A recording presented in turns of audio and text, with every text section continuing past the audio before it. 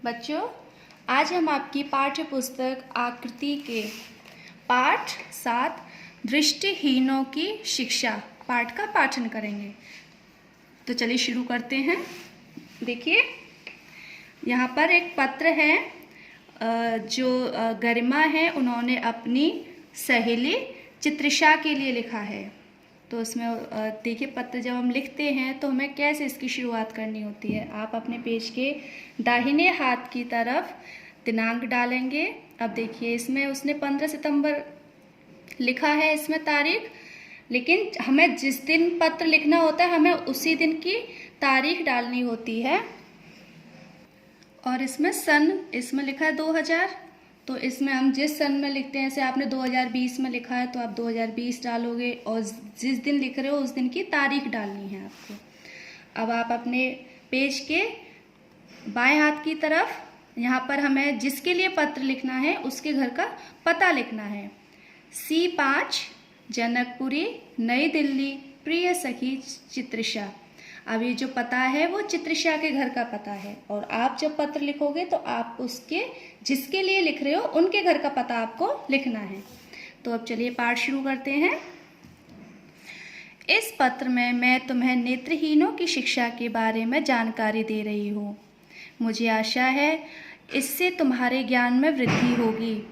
कल ही हमारी कक्षा में रवि ने प्रवेश लिया है। वह नेत्रहीन है। सामान्य रूप से वह अन्य बालकों के समान ही दिखाई देता है, बस वह हमारी तरह देख नहीं पाता। हमने अपनी अध्यापिका से पूछा था कि वह आँखों के बिना पढ़ेगा कैसे। तब हमारी अध्यापिका ने बताया कि रवि जैसे दृष्टिहीन बालक एक विशेष लिपि द्वारा पढ़ते लिखते हैं। इस लिपि को ब्रेल लिपि कहा जाता है।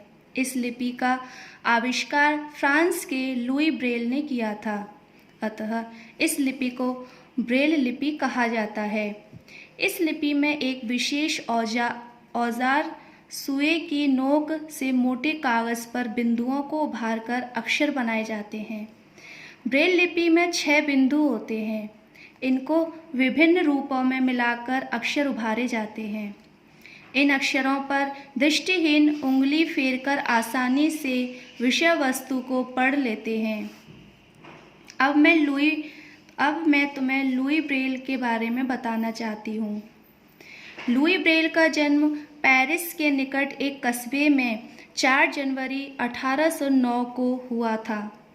बाल्यावस्था में पिता की कार्यशाला के एक नुकीले औजार से आँख में चोट लग जाने के कारण उनकी दृष्टि सदा के लिए जाती रही, पर लुई ने हार नहीं मानी।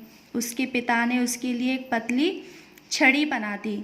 इसके सहारे वह अपना रास्ता खोजने लगा।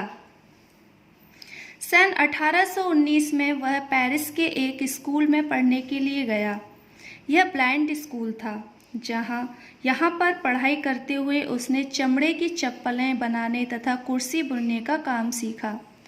शाम के समय लुई पियानो बजाता था। वहीं रहकर लुई ने 15 वर्ष की आयु में इस क्रांतिकारी लिपि का आविष्कार कर दिखाया।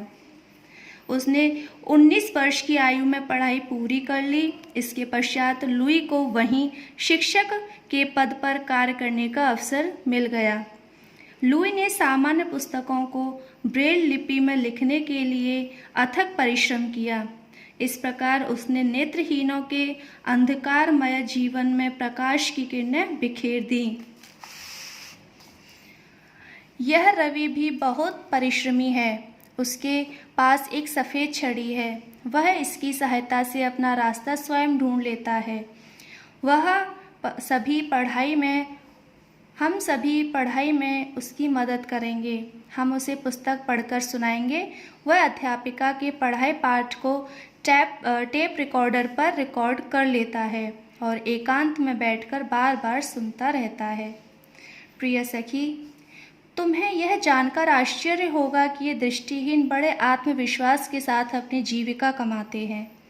ये शिक्षक, वकील, पत्रकार, संगीतज्ञ के रूप में सफलतापूर्वक कार्य कर रहे हैं।